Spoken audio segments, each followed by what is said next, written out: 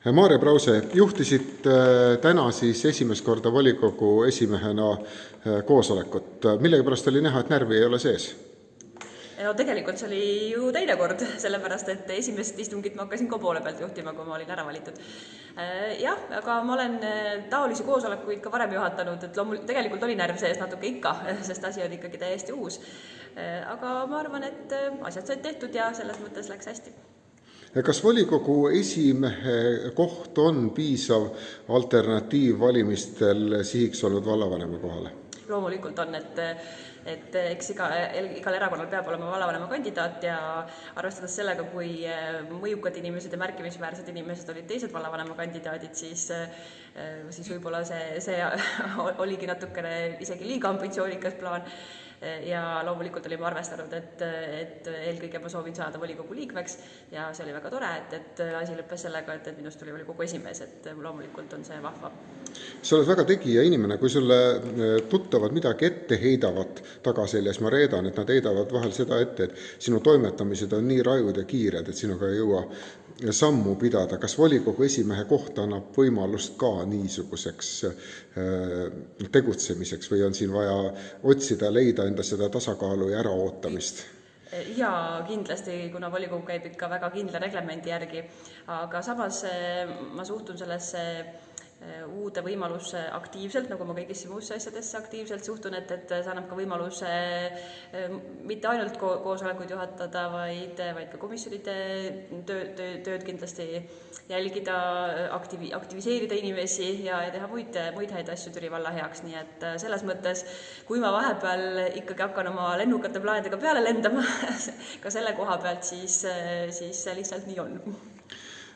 No nendel puhkudel, kui oleks just äsja ametisse saadud, on kombeks ju hästi diplomaatilisi vastuseid anda, aga ma ootan küll nüüd midagi hästi konkreetset, et kui ma küsin, et kui sa nägid, et valimistel läks hästi, koalitsioonikõnelustel läks hästi, mis oli see mõte, mida sa mõtlesid teemas, et et nüüd saan ma selle asjaga tegeleda või nüüd saab see asi meil vist tehtud? Jah, no mu isiklik plaan endal juba ammu ja see pool, mida ma olen jälginud, on ikkagi see sotsiaal- ja tervishoiu valdkond ja ma arvan, et ka selles positsioonis, kus ma praegu olen, ma saan ka ise teha algatusi ja aidata kaasa sellele, et meie nii laste kui täiskasvanute rehabilitatsioon saaks olema hästi selline sujuv, need teenused saaksid olema väga heal tasemel ja teenustele pääsemine oleks väga lihtne, et see on mu isiklik ambitsioon ja isiklik mõte, mida ma tõesti sooviksin saavutada. Kas siin on mingisuguseid selliseid tegevusi, mida sa nagu koheselt näed? Et mulle tundub muidu, et Türi vallas on tervishoiugas päris hästi. On hästi küll, jaa. Lihtsalt võib-olla inimeste jaoks on teatud bürokraatilised sammud, just nagu kui me räägime rehabilitatsiooniplaanidest näiteks, on nagu rasked, et püüdleme selle poole, et see oleks inimesele võimalikult kerge ja inimesõbralik süsteem, et see on nagu hästi tähtis. Kas see, et vallavolikogu juhib inimene praeguse aja, kes on väga lähedast isiklikult ja erialaselt kursis koroonateemadega, kas see omab ka mingisugust tähtsust, kas valla tasemel on siin pädevat otsustamis vaja? Kindlasti on ja me siiski oleme endiselt kriisis ja kriisis tuleb alati tegutseda niimoodi otsusekindlalt ja teada täpselt, et kus me oleme, mis on meie strateegiline plaan.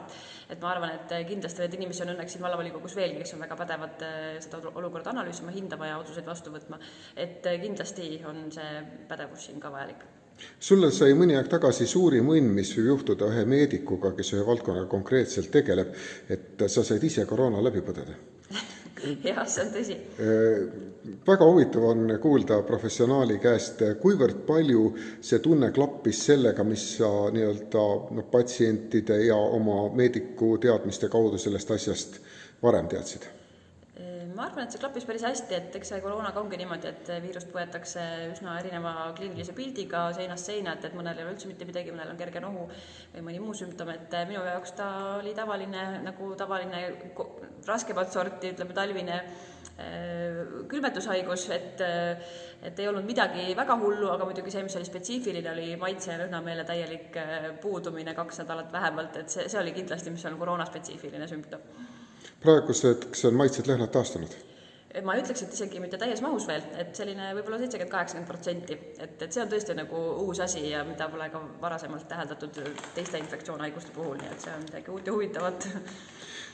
Kas see, mis kaasnes niisuguse ikkagi põhimõtteliselt kerge läbipõdemisega, on piisav, et võiks praegu tulla meediku sõnum, et vältige selle läbipõdemist, see on ääretult suur ebamugavus või pigem läheb selles suunas, et kui oled terve inimene, võib-olla ongi parem läbi põdeda? Jah, ei, seda ma julge öelda, sest et eks ma ikka ka seal haiglatöös näen, et on ka raskemini põdejaid ja nende hulgas on ka noori inimesi. Et pigem on ikkagi see soovitus, universaalne soovitus, et hoida oma immuunsüsteemi, hoida oma tervist, süüa tervislikku toitu, liikuda, teha kõike seda, mis kehale ja meelele on hea ja kasulik, vältida stressi. Et selle abil, ma arvan, me suudame kõige rohkem iseendid kaitsta selle eest, et see võimalik haigestumine siis oleks võimalikult kergekujuline. Aitäh ja edu Türi valla valitsuse ja volikogu juhtimisel! Aitäh!